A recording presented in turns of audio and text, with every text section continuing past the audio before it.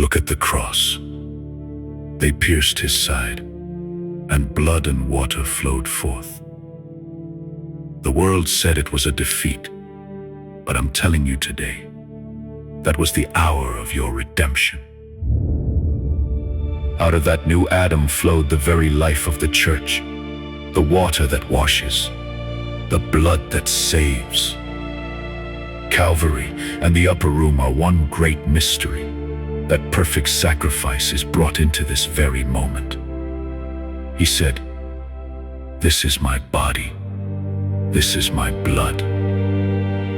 And he offers it to you right now.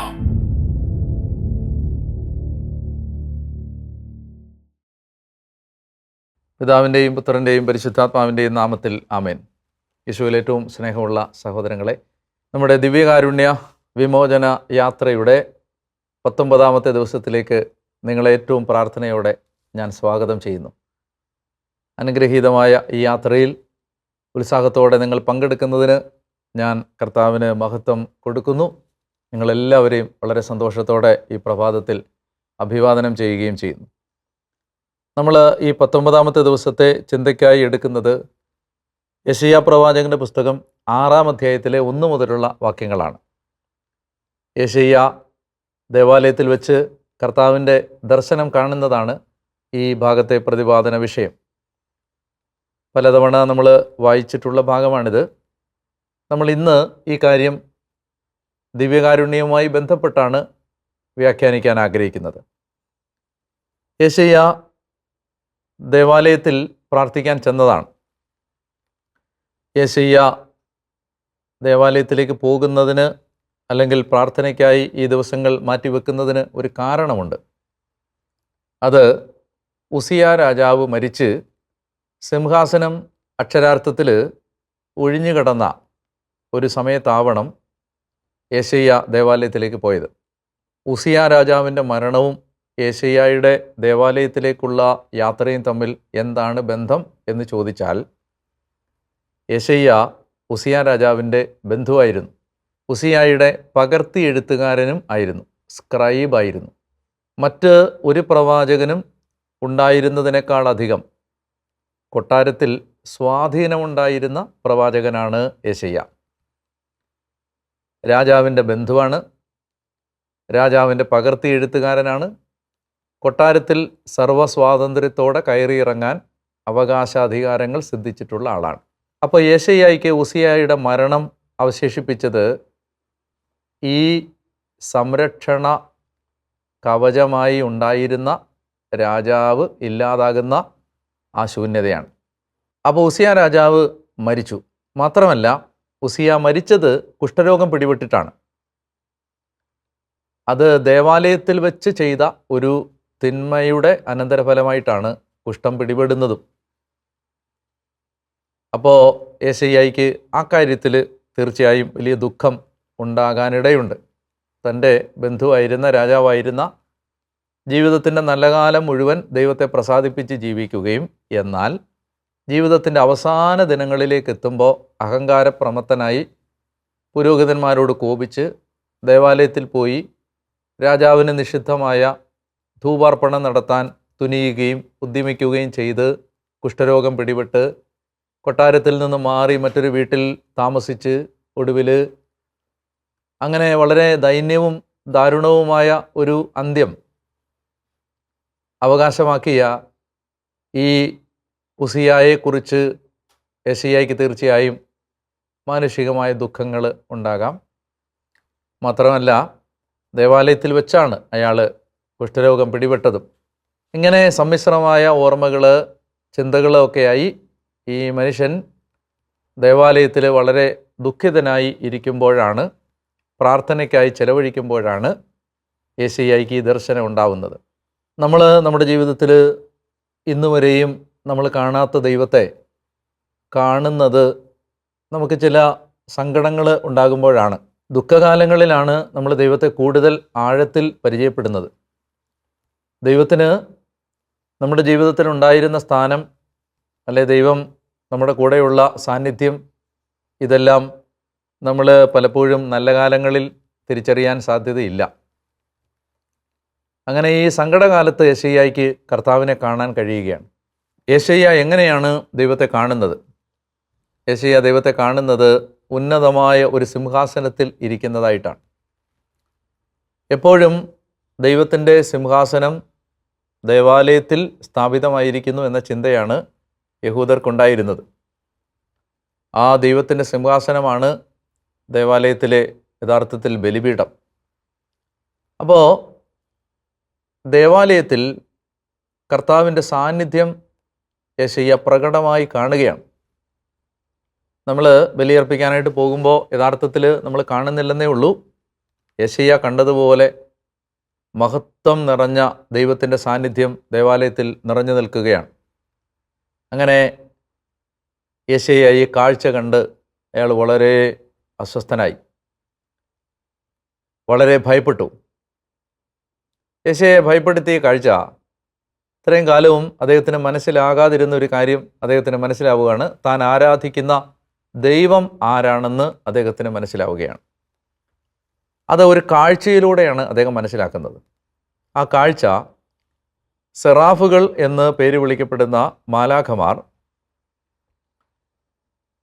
ദൈവത്തിൻ്റെ ചുറ്റും നിൽക്കാൻ പോലും പറ്റാതെ പറന്ന് പറന്ന് പറന്ന് നടന്ന് അവരുടെ 6 ചിറകിലെ 4 ചിറക്, 2 ചിറക് കൊണ്ട് കണ്ണും 2 ചിറക് കൊണ്ട് പാദങ്ങളും മൂടി ദേഹമാസകലം തങ്ങളെ തന്നെ മറച്ചു പിടിച്ച് ബാക്കി 2 ചിറകുകൾ കൊണ്ട് പറന്ന് പറന്ന് ഇങ്ങനെ അസ്വസ്ഥരായി ദൈവത്തിൻ്റെ സാന്നിധ്യത്തിന് മുമ്പിൽ നിൽക്കാൻ പറ്റാതെ അങ്ങനെ ഒരു കാഴ്ച അദ്ദേഹം കാണുകയാണ്.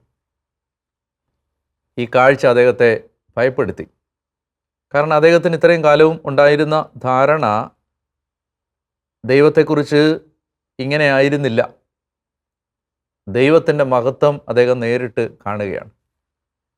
അത് കണ്ടു കഴിഞ്ഞപ്പോൾ അദ്ദേഹത്തിന് അവിടെ നിൽക്കാൻ പറ്റുന്നില്ല. ഏറ്റവും പരിശുദ്ധരിൽ പരിശുദ്ധരായ മാലാഖമാർക്ക് പോലും നിൽക്കാൻ കഴിയാത്ത വിധം അത്ര വലിയ പരിശുദ്ധിയാണ് ദൈവം എന്ന് അദ്ദേഹം തിരിച്ചറിയുന്നു. നമ്മൾ മനസ്സിലാക്കേണ്ട വളരെ പ്രധാനപ്പെട്ട ഒരു കാര്യമാണത്. നമ്മൾ ആരാധിക്കുന്ന ദൈവം പരിശുദ്ധനാണ്. നമ്മൾ ദേവാലയത്തിൽ പോകുമ്പോഴും നമ്മൾ പ്രാർത്ഥനയ്ക്ക് ഇരിക്കുമ്പോഴും ബലിയർപ്പിക്കുമ്പോഴും എല്ലാം നമ്മുടെ ഉള്ളിൻ്റെ ഉള്ളിൽ നമുക്ക് ഈ ബോധ്യം ശക്തമായിട്ടുണ്ടാവണം. നമ്മൾ ആരാധിക്കുന്ന ദൈവം ആരാണ്? പരിശുദ്ധനാണ്. എന്ന് പറഞ്ഞാൽ നമ്മൾ പരിശുദ്ധിയോടുകൂടി വേണം ദൈവത്തെ സമീപിക്കാൻ. നമ്മളിൽ നിന്ന് ദൈവം ഏറ്റവും കൂടുതൽ ആഗ്രഹിക്കുന്നത് നമ്മൾ പരിശുദ്ധരാവണം എന്നതാണ്. കാരണം നമ്മൾ ആരാധിക്കുന്ന ദൈവം ആരാണ്? പരിശുദ്ധനാണ്. അപ്പോൾ ഇത് മനസ്സിലായി കഴിഞ്ഞപ്പോൾ, ദൈവത്തിൻ്റെ പരിശുദ്ധി കണ്ടപ്പോൾ അദ്ദേഹത്തിന് തൻ്റെ അശുദ്ധി മനസ്സിലായി. നമ്മൾ യഥാർത്ഥത്തിൽ ദൈവത്തെ കാണുന്നുണ്ടോ ഇല്ലയോ എന്ന് തിരിച്ചറിയാനുള്ള ഒരു പരിശോധന കൂടിയാണിത്. ദൈവത്തെ കണ്ടവരെല്ലാം തങ്ങളുടെ പാപാവസ്ഥയെ ഓർത്ത് ചങ്കത്തടിച്ച് കരയുന്നവരാണ്. ദൈവത്തെ കണ്ടവരെല്ലാം തങ്ങളുടെ ബലഹീനത എത്ര വലുതാണെന്ന് തിരിച്ചറിയുന്നവരാണ്. സഭയിലെ വലിയ ഒരു വിശുദ്ധനായിരുന്നു ഫ്രാൻസിസ് അസീസി. അദ്ദേഹം മരിക്കുന്നതിൻ്റെ തലേന്ന് പോലും ചങ്കത്തടിച്ച് കരഞ്ഞത് ദൈവമേ ഞാൻ എത്ര മഹാഭാവിയാണ് എന്ന് പറഞ്ഞിട്ടാണ്. അന്ന് ജീവിച്ചിരുന്നവരിൽ ഏറ്റവും വലിയ വിശുദ്ധനാണ്. ഇന്നും 2ാം ക്രിസ്തു എന്ന പേരിൽ അദ്ദേഹമാണ് അറിയപ്പെടുന്നത്. അദ്ദേഹത്തോളം ക്രിസ്തുവിനെ അനുകരിച്ച മറ്റൊരാളില്ലാത്തതുകൊണ്ട് 3ാം ക്രിസ്തു എന്ന് വേറൊരാളെ വിളിച്ചിട്ടുമില്ല. അത്രയും ആഴത്തിലും ദൈവത്തെ അഗാധമായും പരിശുദ്ധമായും സ്നേഹിച്ച ഒരു മനുഷ്യൻ തൻ്റെ മരണത്തിൻ്റെ തലേ രാത്രിയിൽ ചങ്കത്തടിച്ച് കരയുന്നത് ഞാൻ മഹാഭാവിയാണ് എന്ന് പറഞ്ഞിട്ടാണ്. പാദ്രെ പിയോ എന്ന് പറയുന്ന വിശുദ്ധൻ 12 തവണയിൽ കൂടുതൽ കുമ്പസാരിച്ച ദിവസങ്ങളുണ്ടെന്ന് ഞാൻ കേട്ടിട്ടുണ്ട്. കൊച്ചു ത്രേസ്യ പുണ്യവതി മരിക്കുന്നതിൻ്റെ തലേന്ന് പോലും കരഞ്ഞത് ഞാനത്ര അഹങ്കാരിയാണ് എന്ന് പറഞ്ഞിട്ടാണ്. എന്ന് പറഞ്ഞാൽ സഭയിൽ മഹാവിശുദ്ധരെന്ന് പേര് വിളിക്കപ്പെട്ട ആളുകൾ പോലും മരണത്തിൻ്റെ തലേന്ന് വരെ അവർ തങ്ങൾ പാപികളാണ് എന്ന സത്യം തിരിച്ചറിഞ്ഞവരാണ്. ഞാൻ പറഞ്ഞു വരുന്നത്, നമ്മൾ ദൈവത്തെ സമീപിക്കുമ്പോൾ നമുക്ക് പാപബോധം ഉണ്ടാവും. നമ്മൾ യഥാർത്ഥത്തിൽ ദൈവത്തെയാണോ ആരാധിക്കുന്നത് അതോ നമ്മൾ ഉണ്ടാക്കിയ ദൈവങ്ങളെയാണോ എന്ന് തിരിച്ചറിയാനുള്ള വഴി നമുക്ക് യഥാർത്ഥ പാപബോധം ഉണ്ടാവുന്നുണ്ടെങ്കിൽ ദൈവത്തിൻ്റെ അടുത്തേക്ക് വരുമ്പോൾ നമ്മൾ അയോഗ്യരാണ്, ദൈവമേ നിൻ്റെ മുമ്പിൽ നിൽക്കാൻ എനിക്ക് യോഗ്യതയില്ല, ഞാൻ പാപിയാണ് എന്ന മനോഭാവം ഉണ്ടാകുന്നുണ്ടെങ്കിൽ നമ്മുടെ ആരാധന കറക്റ്റാണ്. എന്നാൽ അതുണ്ടാവുന്നില്ലെങ്കിൽ പിന്നെയും നമ്മൾ പാപത്തിൽ തന്നെ ജീവിക്കാനാണ് ഇഷ്ടപ്പെടുന്നതെങ്കിൽ, പാപം തിരുത്താനായിട്ട് നമുക്ക് ആഗ്രഹമില്ലെങ്കിൽ, പാപത്തിന് നമുക്ക് പിന്നെയും ദാഹമാണ് കൂടുന്നതെങ്കിൽ തീർച്ചയായിട്ടും നമ്മുടെ ആരാധനയ്ക്ക് എന്തോ അപാകതയുണ്ടെന്നാണ് അതിൻ്റെ അർത്ഥം. യഥാർത്ഥ ആരാധന നമ്മളെ വിശുദ്ധരാക്കി മാറ്റും. അതുകൊണ്ട് ഓരോ കുർബാനയിലും പങ്കെടുക്കുമ്പോൾ ഈ ഒരു കാര്യം നമ്മൾ പ്രാർത്ഥിക്കണം. കർത്താവേ, എനിക്ക് പാപിയാണെന്നുള്ള ആ ബോധ്യം നൽകണേ, യഥാർത്ഥമായ അനുതാപം എനിക്ക് തരണേ, നിന്നെ യഥാർത്ഥത്തിൽ കാണാൻ എന്നെ സഹായിക്കണമേ. വലിയ പാപബോധം കർത്താവ് യെശയ്യായിക്ക് കൊടുത്തു. അപ്പോൾ അദ്ദേഹം ഉറക്കെ കരയുകയാണ്. അദ്ദേഹം പറയുകയാണ്, എനിക്ക് ദുരിതം. നിങ്ങൾ ഇതിന് തൊട്ട് മുമ്പത്തെ 5-ാമത്തെ അധ്യായം വായിച്ചിട്ടുണ്ടെങ്കിൽ യെശയ്യാ അവിടെ ഏതാണ്ട് 5-6 കാര്യങ്ങൾ മറ്റുള്ളവരിൽ ചൂണ്ടിക്കാണിച്ചിട്ട് അവർക്ക് ദുരിതം എന്ന് പറഞ്ഞ ആളാണ്. നിനക്ക് ദുരിതം, നിനക്ക് ദുരിതം, നിനക്ക് ദുരിതം എന്നൊക്കെ പറഞ്ഞ് മറ്റുള്ളവരുടെ കുറ്റങ്ങൾ കണ്ടുപിടിച്ചിരുന്ന ആളാണ് 5-ാം അധ്യായത്തിൽ യെശയ്യാ. 6-ാം അധ്യായത്തിൽ വരുമ്പോൾ ദൈവത്തെ കണ്ടു കഴിയുമ്പോൾ അദ്ദേഹം പറയുകയാണ്, എനിക്ക് ദുരിതം. അവിടെ അയാൾ മറ്റുള്ളവരുടെ കുറ്റങ്ങളൊന്നും കാണുന്നില്ല, അയാളുടെ കുറ്റങ്ങൾ കാണുകയാണ്. ഞാൻ എത്ര വലിയ പാപിയാണെന്ന് തിരിച്ചറിയാണ്. എനിക്ക് ദുരിതം, ഞാൻ നശിച്ചു. എന്തെന്നാൽ ഞാൻ അശുദ്ധമായ അധരങ്ങളുള്ളവനും അശുദ്ധമായ അധരങ്ങളുള്ളവർക്ക് മധ്യേ വസിക്കുന്നവനുമാണ്. രാജാവ് മരിച്ചത് കുഷ്ഠരോഗിയായി തീർന്നാണ്, അശുദ്ധനായി തീർന്നാണ്. അത് യെശയ്യാ ഓർക്കുകയാണ്. രാജാവ് മുതൽ ജനം മുഴുവൻ പാപികളാണെന്നും ഞാൻ അതിൽ ഏറ്റവും വലിയ പാപിയാണെന്നും അയാൾ തിരിച്ചറിയുകയാണ്. നമുക്ക് ഇങ്ങനെ കുർബാനയിൽ ഒരു പാപബോധം ഉണ്ടായാൽ നമ്മൾ മറ്റുള്ളവരെ കുറ്റം വിധിക്കുന്ന ഒത്തിരി പ്രവണതകൾ നമ്മളിൽ നിന്ന് മാറിപ്പോയേനെ. എന്നാൽ നമ്മൾക്ക് അത് ഉണ്ടാവുന്നില്ല എന്ന് മാത്രമല്ല, നമ്മൾ കുറേ കൂടി ആത്മീയരായി മാറുന്നതനുസരിച്ച് കുറേ കൂടി മറ്റുള്ളവരെ വിധിക്കുന്നവരായി മാറുകയും ചെയ്യുകയാണ്, പരിസേയരായി മാറുകയാണ്. നമ്മൾ കുർബാനയ്ക്കൊക്കെ പോയി വരുന്നവർ എത്രമാത്രം മറ്റുള്ളവരെ കരുണയോടെ കാണേണ്ടവരായിരുന്നു. പക്ഷെ അതിന് നമുക്ക് കഴിയുന്നുമില്ല. നമ്മളെ തന്നെ നീതീകരിക്കുന്നു, നമ്മൾ നല്ലവരാണെന്ന് വിചാരിക്കുന്നു, മറ്റുള്ളവരുടെ ചെറിയ കുറ്റങ്ങൾ പോലും വലുതായി അവതരിപ്പിക്കുകയും ചെയ്യുന്നു. അപ്പോൾ നമ്മുടെ ആരാധനയ്ക്ക് ശരിക്കും അപാകതയുണ്ടെന്നാണ് അതിൻ്റെ അർത്ഥം. നമ്മൾ ബൈബിൾ പറയുന്ന ഒരാരാധനയിലൂടെ ജീവിക്കുന്നവരല്ലെന്നാണ് അതിൻ്റെ അർത്ഥം. നമ്മളുണ്ടാക്കിയ ഏതൊക്കെയോ കുട്ടി ദൈവങ്ങളെ ആരാധിച്ചുകൊണ്ടിരിക്കുകയാണ്. നമ്മൾ യഥാർത്ഥ ദൈവത്തെയാണ് ആരാധിച്ചതെങ്കിൽ നമുക്ക് പാപബോധം വന്നേനെ, നമുക്ക് പശ്ചാത്താപം വന്നേനെ, നമുക്ക് ഇത് തെറ്റാണെന്ന് മനസ്സിലായേനെ. എന്നാൽ നമുക്കത് മനസ്സിലാവുന്നില്ല എന്നുണ്ടെങ്കിൽ നമ്മുടെ ആരാധന നമ്മൾ കുറേ കൂടി ആത്മശോധന ചെയ്യേണ്ടതുണ്ട്. അങ്ങനെ അദ്ദേഹം ഇങ്ങനെ സ്വന്തം പാപാവസ്ഥ പറഞ്ഞ് കരയുമ്പോൾ ഒരു വലിയ സംഭവം നടക്കുകയാണ്. സെറാഫുകളിലൊന്ന്, അദ്ദേഹം ദൈവത്തിനടുത്ത് നിൽക്കുന്നതായിട്ട് കണ്ട പറന്ന് നടക്കുന്ന ഈ സെറാഫുകളിലൊന്ന് ബലിപീഠത്തിൽ നിന്ന്, അദ്ദേഹം കാണുന്ന ദേവാലയത്തിലെ ബലിപീഠത്തിൽ നിന്ന് അവിടെ തീ കത്തിക്കൊണ്ടിരിക്കുകയാണ്.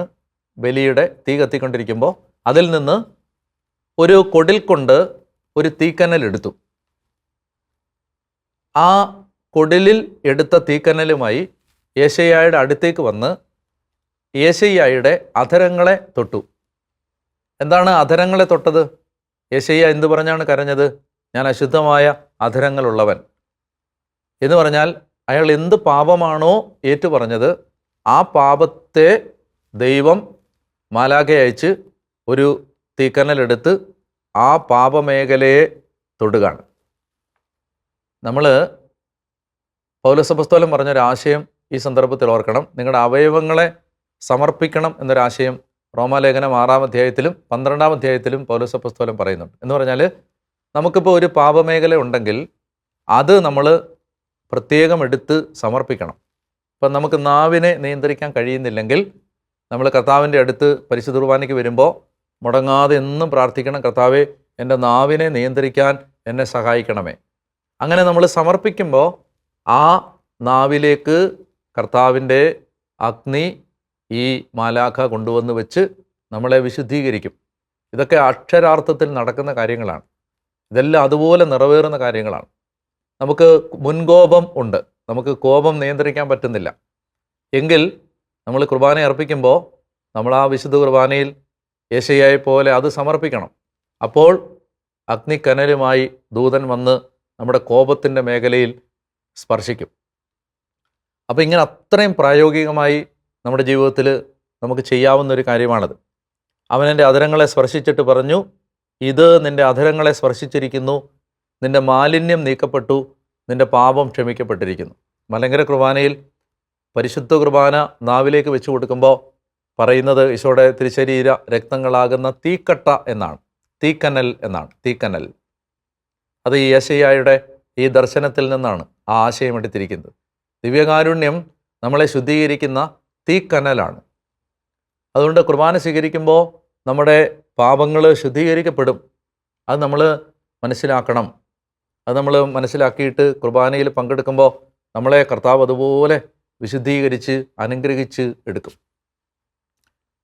അപ്പോൾ ഇത് കഴിയുമ്പോൾ, അങ്ങനെ ശുദ്ധീകരിക്കപ്പെട്ട് കഴിയുമ്പോൾ കർത്താവ് ചോദിക്കുന്ന ഒരു ചോദ്യം അദ്ദേഹം കേൾക്കുകയാണ്, ആരെയാണ് ഞാൻ അയക്കുക, ആരാണ് നമുക്ക് വേണ്ടി പോവുക?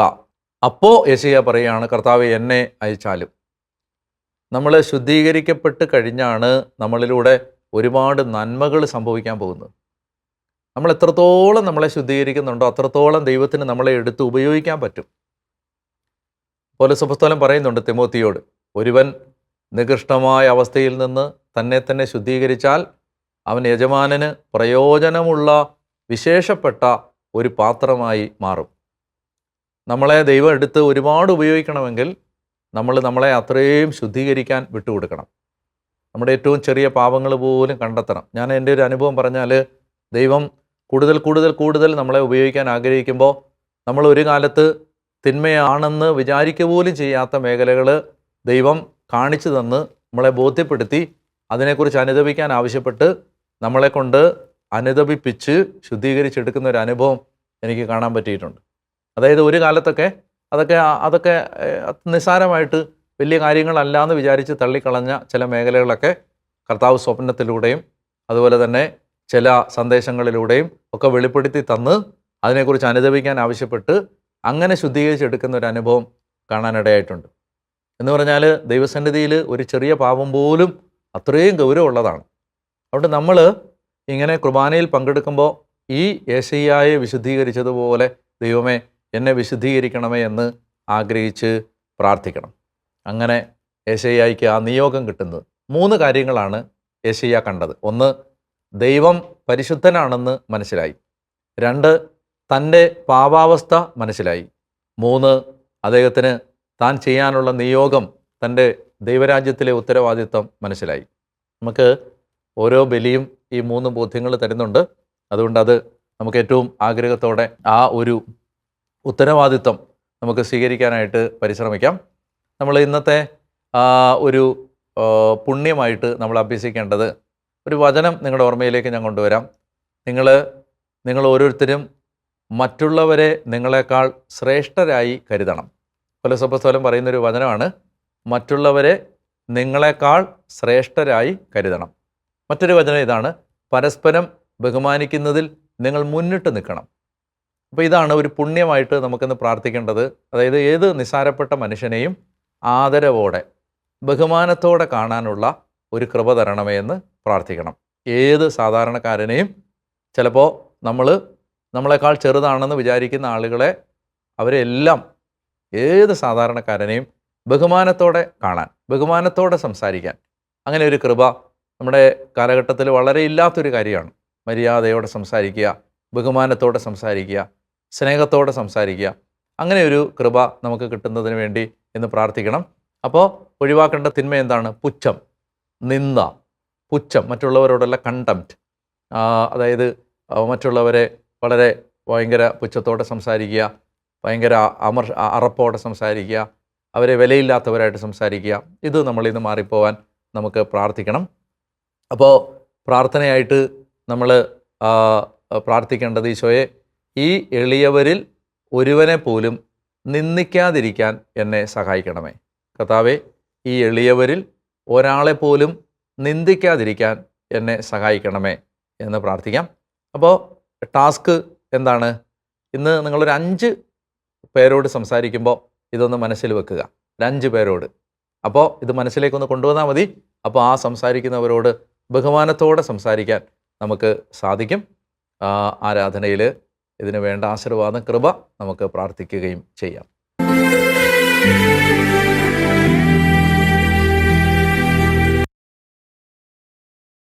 പരിശുദ്ധ പരമ ദിവ്യകാരുണ്യേശോയ്ക്ക് എന്നേരവും ആരാധനയും സ്തുതിയും പുകഴ്ചയും ഉണ്ടായിരിക്കട്ടെ.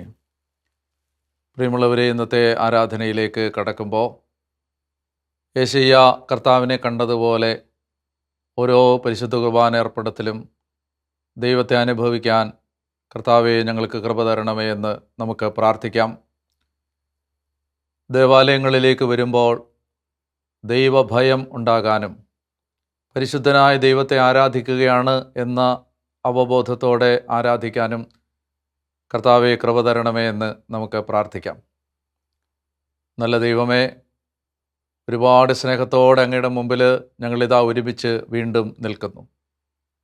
ഞങ്ങളുടെ ഈ ദിവസം ഞങ്ങൾക്ക് അവിടുന്ന് തന്ന പ്രബോധനങ്ങളെല്ലാം ഹൃദയത്തിൽ ഏറ്റെടുക്കാനും ഞങ്ങൾ അങ്ങയുടെ മുമ്പാകെ എത്തുമ്പോൾ എത്രമാത്രം ഒരുക്കത്തോടെ വരേണ്ടതാണ് എന്ന ബോധ്യം കിട്ടാനും ഞങ്ങൾ ആരാധിക്കുന്ന ദൈവം പരിശുദ്ധനാണെന്ന് തിരിച്ചറിയാനും ഞങ്ങളുടെ പാപാവസ്ഥയെ മനസ്സിലാക്കി നിരന്തരം അനുദപിച്ച് പാപബോധമുള്ളവരായി ജീവിക്കാനും ഞങ്ങളെ ദൈവം ഏൽപ്പിക്കുന്ന ദൈവരാജ്യത്തിൻ്റെ നിയോഗങ്ങൾ തിരിച്ചറിയാനും ഞങ്ങളെ അവിടുന്ന് സഹായിക്കണമേ എന്ന് പ്രാർത്ഥിക്കുന്നു. കർത്താവേ, ഈ കൂട്ടായ്മയിൽ ഞങ്ങളോടൊപ്പം പ്രാർത്ഥിക്കുന്ന വിദൂരങ്ങളിലിരുന്ന് ഇതിൽ പങ്കെടുക്കുന്ന അങ്ങയുടെ മക്കളെ ഇപ്പോൾ അനുഗ്രഹിക്കണമേ. ഇപ്പോൾ അവരുടെ ജീവിതത്തിൻ്റെ കണ്ണീരിൽ ഇടപെടണമേ. വേദനകൾ ഏറ്റെടുക്കണമേ. ആശ്വാസവും സമാധാനവും നല്ല കർത്താവ് അവർക്ക് കൊടുക്കണം എന്ന് പ്രാർത്ഥിക്കുന്നു. പരിശുദ്ധ കുർബാനയുടെ ആശീർവാദം സ്വീകരിക്കുമ്പോൾ പ്രിയമക്കളെ, നമ്മളിന്ന് ആഗ്രഹിച്ച് ഈ കൃപാവരങ്ങളെല്ലാം നിറയാൻ നമുക്ക് ദാഹത്തോടെ പ്രാർത്ഥിച്ച് ആശീർവാദം സ്വീകരിക്കും.